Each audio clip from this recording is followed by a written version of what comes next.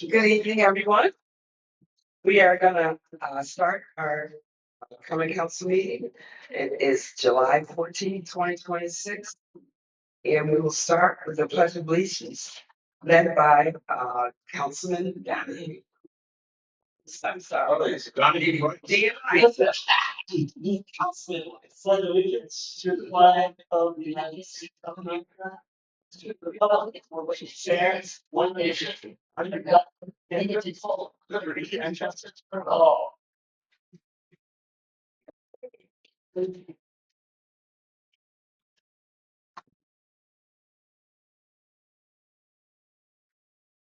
Now we will go to public comments. We ask that you keep it to a 3-minute. And anyone here would like to address council? Please. I know it's my son Doug, good evening, Mayor Palmer, but obviously that's not correct. And members of the council, I am Cheryl Daniels. I live 14 Hudson here in the city. And I have a couple of issues that I would like to address with you. First, I'm requesting a no parking sign on the north side of Park Street, west of Elm. Some of the tenants at 14 Hudson parking below ground parking where we actually have to pay for the privilege of doing so. I myself pay $100 a month in order to park underneath the building. There have been cars parked near the entrance ramp. And it makes for a dangerous situation.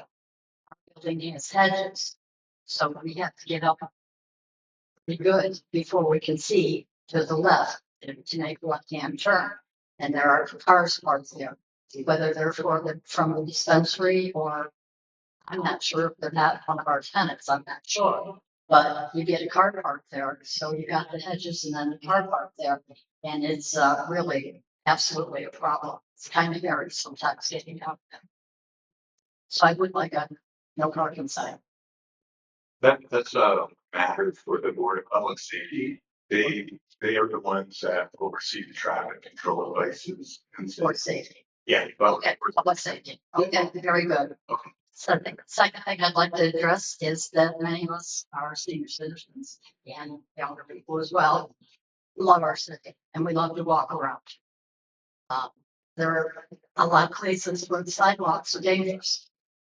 A partial list of the areas that need repair in a timely manner with all the new apartments downtown and the addition of many more people potentially walking downtown.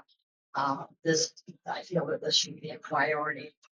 I applaud the efforts of road crews in winter for keeping the roads and the sidewalks as clear as possible. We're in the North Country, it's difficult. But even from a sidewalk to the crosswalk is sometimes almost impossible. There's no exit from the sidewalk to get into the road across the road. Again, it's that public safety. it is a public safety issue, but it's also the landowner's responsibility to keep those areas. These are city sidewalks. Yeah. But Yeah, the maintenance of and like clearing of that area is done by the landowners. how would I know what the landowner said? I mean, Well, they're all commercial buildings. You would say to the city and then the city's code enforcement officers would go and cite them to have them clear it, or then they could escalate to being fined. Let us know next time you find one. Well, I'm sorry. let us know the next time that happens. Okay. Let us know what. It's all winter long, so yeah, I'd be glad to do Yeah. that. Yeah. Yeah, we passed a law a couple of years ago to be able to get somebody in to do the clearing and then bill a landowner, but it's just the ones where it's a repeat events sort of thing. So it's not like the first thing that we do, but when we know we have somebody who's chronically like, and then you're saying these are chronic problems, just never cleared. So then we would have an identifying contractor come in, do the clearing, and then we would assign bill to the landowner of the cleaning. And then if they don't pay that, it'll escalate and then it go under test. All right. Okay, very good. Thank you very much. Thank you for your time. Thank you. But yeah, we also need to know in order to get the enforcement. Okay, very good. Thank you. Okay.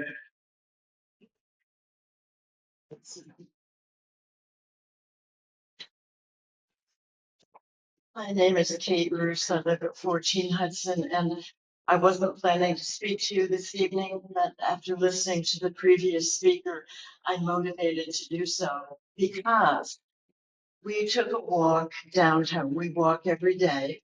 It's good for your health. We don't want to drive a car. And the sidewalks downtown should be very walkable. And we made a list of nearly 10 dangerous spots downtown, 2 blocks away from here, where you can easily fall and injure yourself. I have fallen. I have been to the hospital with damages that I've incurred from falling on the sidewalk downtown, not where people are living. If the owner of the business is responsible for keeping the sidewalk safe for pedestrians, then the city needs to do a better job of going after the owner of the building to make sure that they're repairing the sidewalk. This is a very walkable town.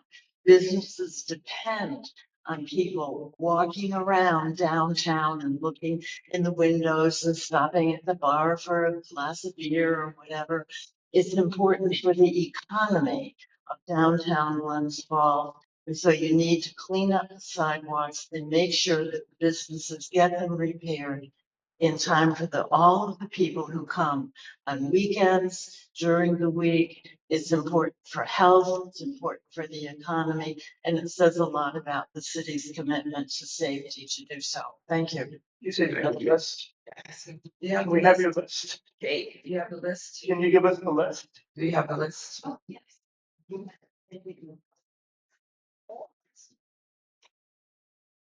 We also have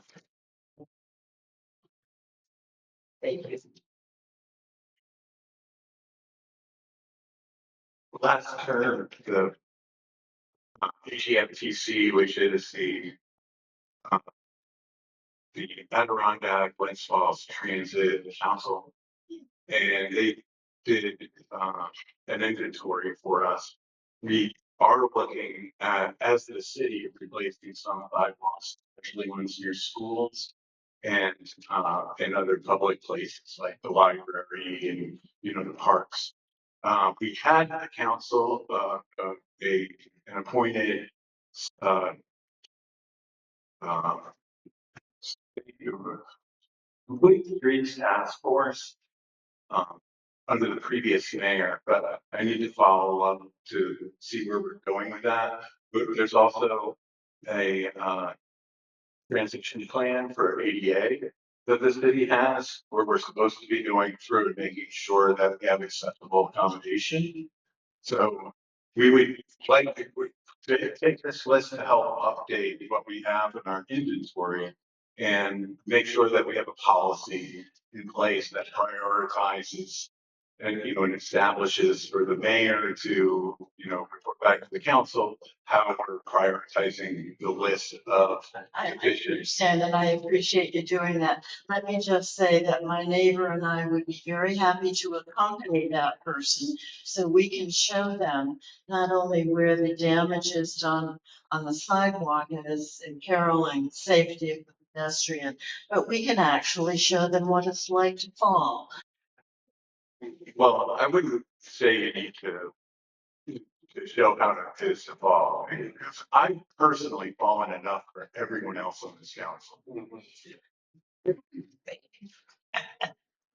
Thank you. Anyone else? I have a public comment that I got. Oh, Oh, no, the email. I received an email from Ann Fuller. She made a suggestion, that the city could look into moving the police station to the old Rite Aid site.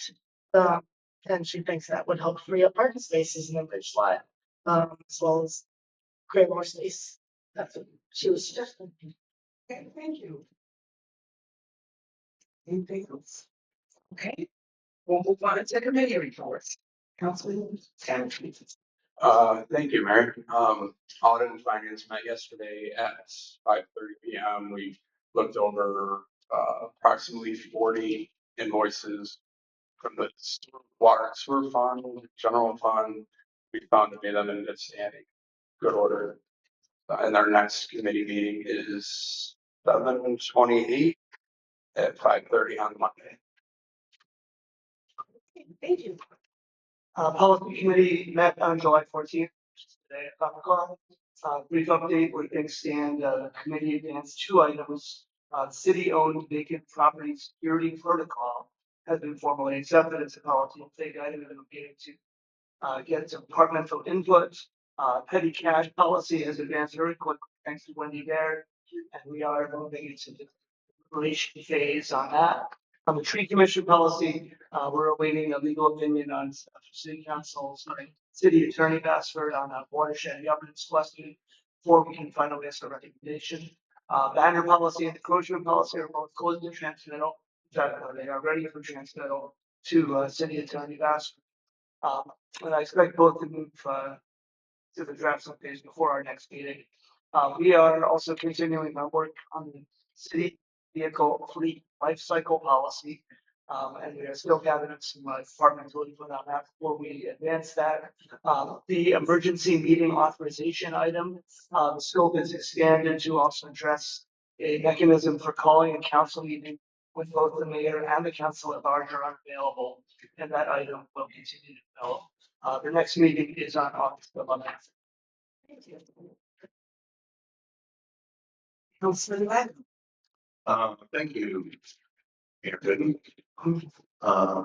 The Technology Committee met on July 2nd to review key technology initiatives, assess current project performance, discuss cybersecurity and infrastructure priorities, and align upcoming investments with organizational objectives. So for cybersecurity, we reviewed the current security things and kind of went over with the vendor, passing over a recommendation to the mayor's office for extending the contract. We kind of discussed some of our network and systems requirements for the upcoming year and going into next year. There's some servers that are getting decommissioned, so that actually reflects on the agenda. There's a server for the fire department that was recommended.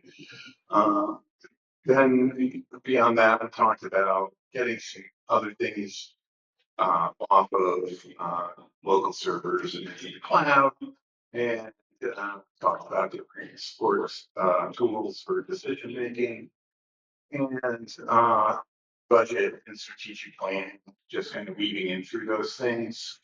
One of the problems we have with kind of the technology budget is that we don't really have a technology budget and budgeting season. We go by departments, so it's usually a technology department. So they get nested into other budgets. So we're trying to think of ways to make that a little bit more transparent to the council. I've got a budget time and just for operations in general. So next steps, we're going to meet in August, first Tuesday of August, 5 p.m. here at City Hall. Thank you. Councilman Alvino. Thank you. I'm so excited that one of the um, items on today's council is the first disbursement of the recommendations for the OpTex funds for 13 organizations. Lovely. And the great thing about this is it's an ongoing thing. We Steve President just mentioned that the city is receiving more OpTex grant funds. So we're going to have more organizations come in on our next meeting on July 20th to talk about their own applications. And based on the, information from Kate, I think I'm gonna ask them if they would wanna come to the Poly Budget Committee on, July 20th to talk about those 10, issues they found while walking. I'll see if she's available, but, our next meeting is the July 20th at 5 o'clock on Monday. Thank you. In my committee report, the Planning and Development Committee will be meeting this Thursday at 5 o'clock. Our report next. Okay. Now we'll go to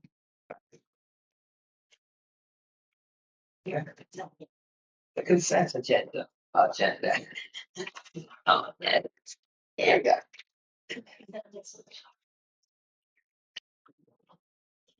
Consent.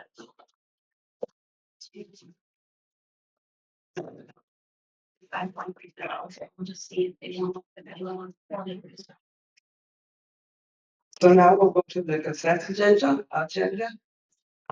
If there's anything anyone would like to pull from that. I have a large number that I would like to discuss, but I'm not asking to pull them off of the consent agenda, just to have a time period where we can kind of discuss on the items that drew my attention. I've had an issue with the consent agenda not having full discussion on things where I think that it matters.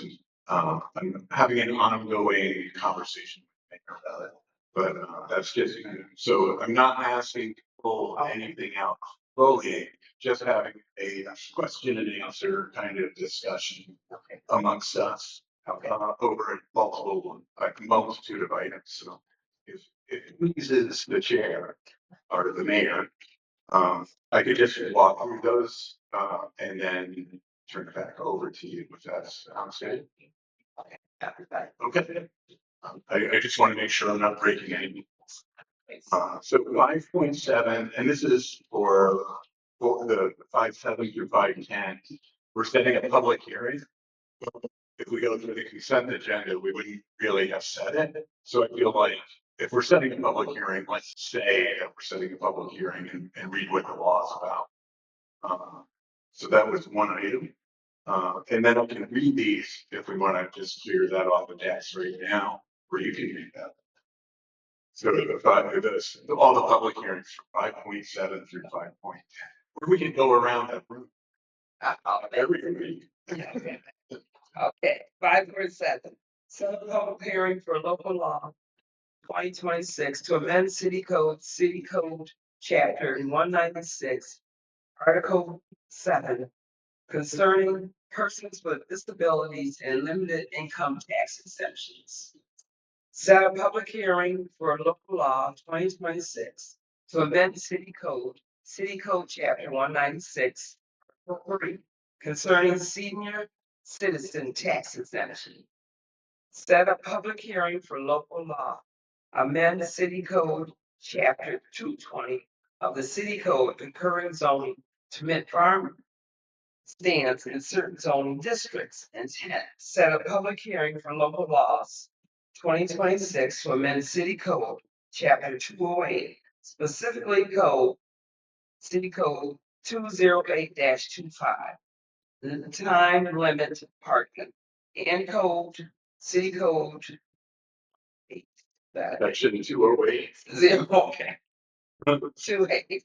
66. Okay. Schedule. Time limit parking to repeal City Code 208-75. Central Business District on the streets. Okay. Thank you. And this is an opportunity now for anybody who's listening or watching or reach out with somewhere to engage with your council member if you have a strong feeling one way or the other about any of those things, as well, and all likely be voting on them next council meeting. So skipping ahead to 516, approved creation of capital project for the Connect All capital project development. So that is the one from, Yeah, Ben, I believe that's the, or Councilman Lamb, I believe that is the resolution to put more internet connectivity in the downtown region, especially the Harding Side Arena, whatnot. If you ever gone to the hockey game or any sort of event there, your phone doesn't work. So, and I think that is kind of a bit of a problem. And the upfront cost of this, it may look like a large sum of money, but at the end of the day, with reimbursements from a state grant, we're only on the hook for a little over $5,000.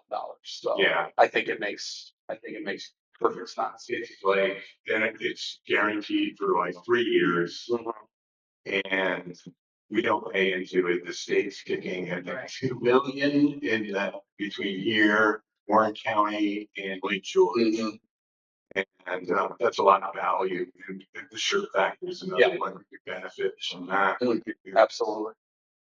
You know, it allows people to do uh, the mobile transactions, which is very helpful. Yeah. Also, any credit card. That's true. For the square kind of.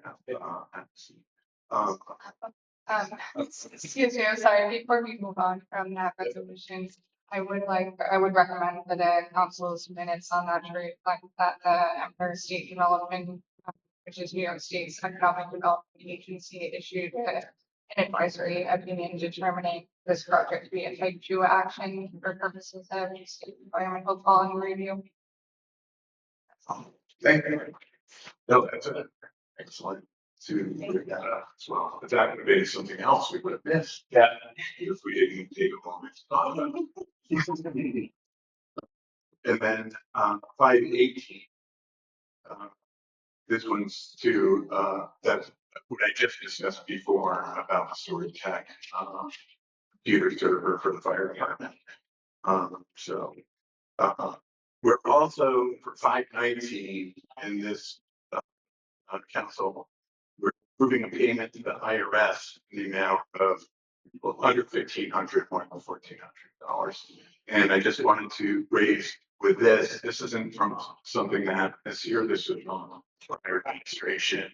Payment was made. Yeah. So that was to clear that from our debts. Right. Actually, could I note, I think the IRS never actually told us the reason why, the mistake we made, right? We're just paying it just so it doesn't continue to grow the interest. That is a section that I'm not familiar with, so I didn't say yes or no. I just think like we're making the same as that way, it doesn't keep growing in interest. We don't know the reason. And then 521 to endorse and approve the grant application for fund improvement to the Breakfast Center ice rink. And this one, I believe, with some of the other things going on, is going to be picked up. Or maybe this is the one for, yeah, this is for funding. Okay. Yes. So that was like it's good to go out and get a grant. So, and I think we're going out and getting and looking for grants is a good thing for people to know as well. So another one is we're updating the city zoning code, which hasn't been updated in more than 60 years. What number was that? That one, oh, sorry, I didn't say. Okay, so. Sorry, 522. There it is, 522, sorry. 523, approve local law to change some of the parking around the city.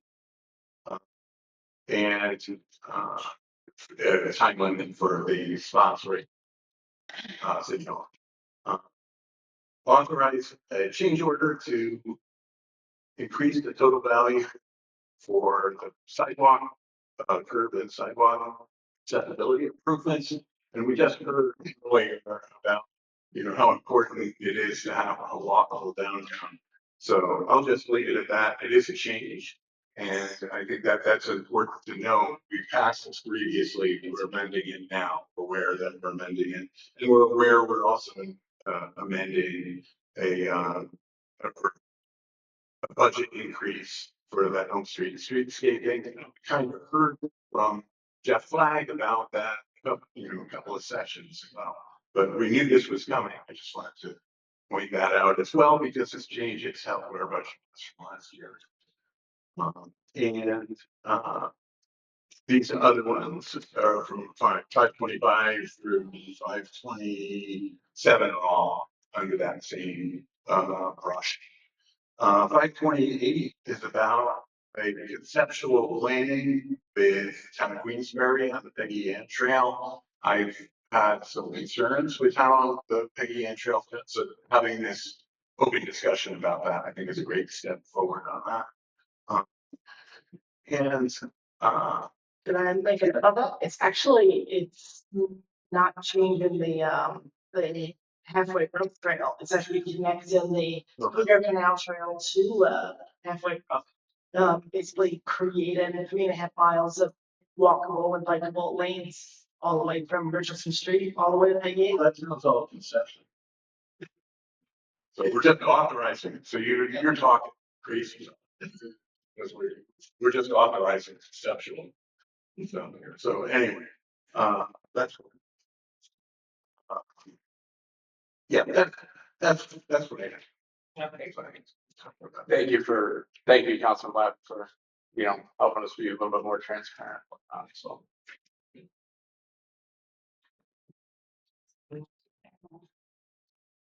But did you have any that you wanted to talk about? Oh, I guess, Yeah. could I just talk about the 5.9 to 5.32, which is another big thing of all of the new water infrastructure improvements that the water and sewer commission got or going to get from New York State. So we're about to fix a lot of our water and sewer issues. New York State grants.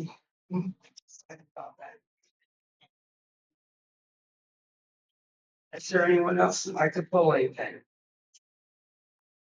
So I have a motion to accept the consent agenda. So moved. Second. All in favor? Aye.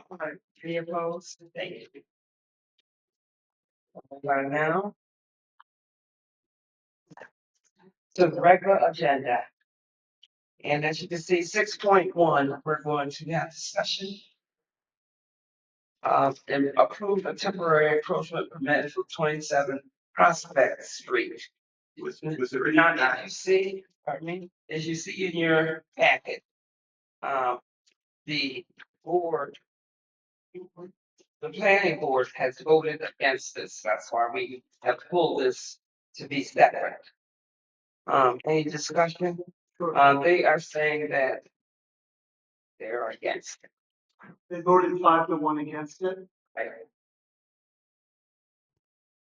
Well, I guess I did say I did speak with the owner after that kind of board meeting. I think we should accept because the parents are going to be moving to the other side of the building, so this would provide a safer way for them to be able to pull into the house and get to their front side of the door. The application, I don't believe it had. 27 Prospect. Sorry? 27 Prospect. 27 Prospect, yes. The application did not have sign off from building and code towards to the engineer. So the approval blanks on the application were blank, which I'm assuming indicates that they are now. The city engineer specifically gave his opinion to the planning board, and that was the big reason as to why the planning board denied it. Because the city engineer is not in favor of a secondary driveway because it's a single family home and there's adequate parking. Okay. Thank you. I guess if it's a single family home and the parents want to move to the other side, I guess they would have to change like how the home would be like occupied with 2 families, maybe. I guess that's how they could be able to do it. I'm not sure how they would change how it's That would be use variance, experienced. which is highly hard. It's hard to get. So that would be zoning board of appeals or Would that be a use variance? I mean, they would have to create a two-family home, which is a whole other, It's a whole other ballgame. if that's what you're, yeah, Allison. Yeah. Thank you, Allison. Yeah. So this is a request for 27 Prospect Street for additional curb cut. As Councilman indicated, they are doing this as a possibility that the parents may move into their home. They are not moving into the home. It is a single family home, which only requires two spaces. There's adequate parking space. This is in the single family zoning district, so a two family home would not be allowed, and the applicant did indicate that they had no intention of creating two units within the house. Discussions that it is very close to the Warren County Bike Trail, where the secondary parking area was proposed, and also city engineers recommendations that we don't allow two curb cuts for single family versus. Those are ultimately the considerations of the planning board. Thank you. Any other kind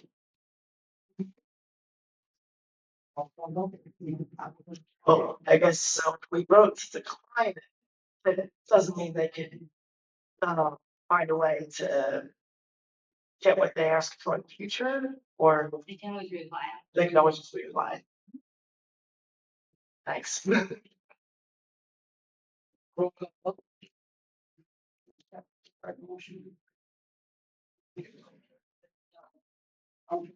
You think I can do a roll call vote? You make a motion. I will make a motion to roll call vote. Second. Okay. Roll call vote. Councilman Donahue, No. Councilman Rice, No. Councilwoman at large, Williams, No. Councilman Lapham, No. and Councilman Palladino. I'm gonna vote yes. So motion does not pass. Okay. So we don't need executive session. Oh, this is sorry. No, this is. Well, this is just a quick kind of question that we probably need to be thinking about is like, what committee is handling community parking concerns? Is it gonna be a quality of life? Yeah, is it planning and development? Is it with policy? So I just think that we probably want to put that on our radar. Who wants lead on this? If that's even how we want to accomplish it. Because I think that, I don't know about you, but the bulk of concerns that I'm getting right now are parking. So just some. I'm getting a lot of the noise at like 10 o'clock till like 2 p.m. That's not my quality of life issue, Sean, so we'll bring that to you.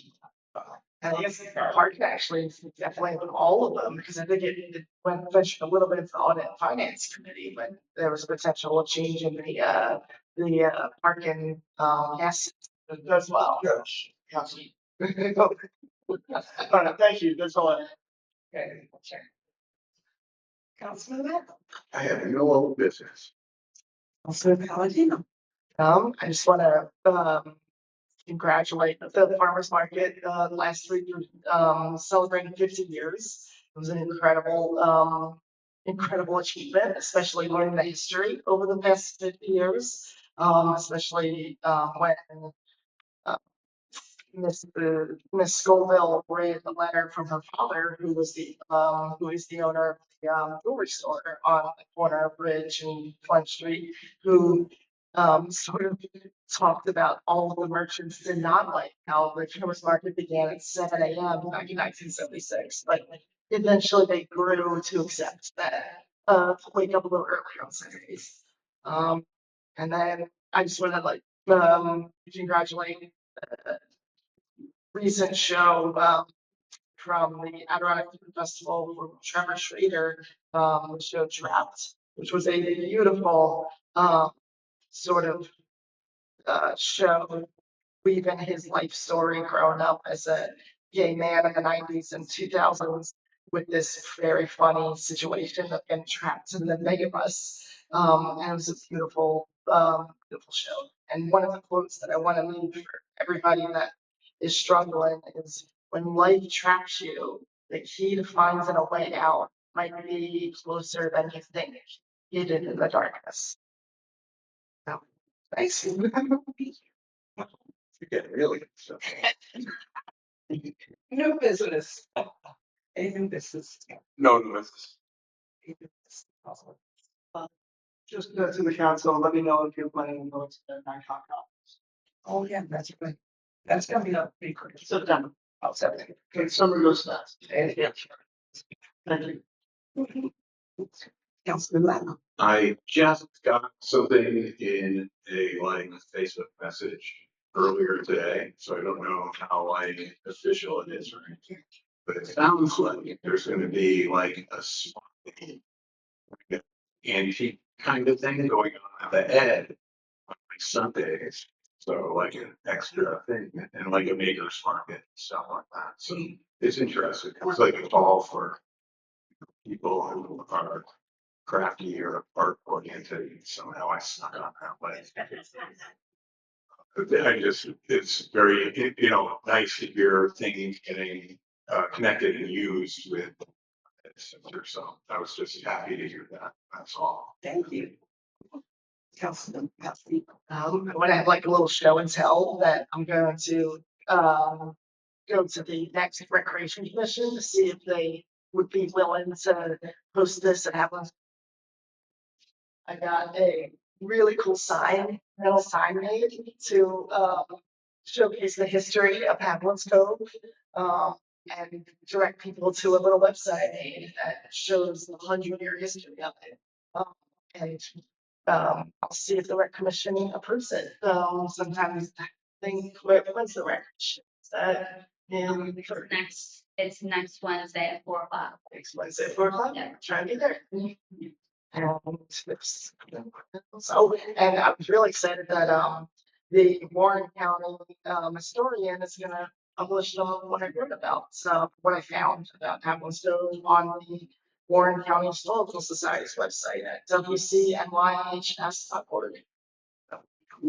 Effective. Okay, yeah, next. I don't see anyone for public comment. I have no old and new. Our mayor's on vacation and much needed rest. And we hope she enjoys her family. Her daughter's graduating. And so, it's just good. Thank you all for coming out. And so, Do you have public comment? yeah, Do you have public comment? any public comment? Yeah. Any public comment? Sure. Come on, please. We give this a minute. Yes. Can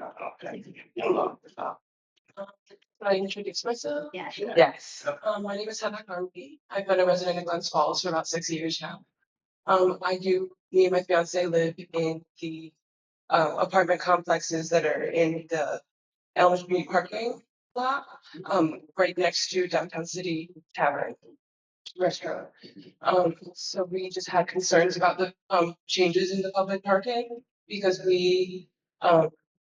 and a lot of our neighbors are having issues with getting like continuous parking tickets throughout the day, throughout the week when we're at work and not able to move our cars in the 3 hour increments that is recommended by the signs. And the parking tickets are starting to,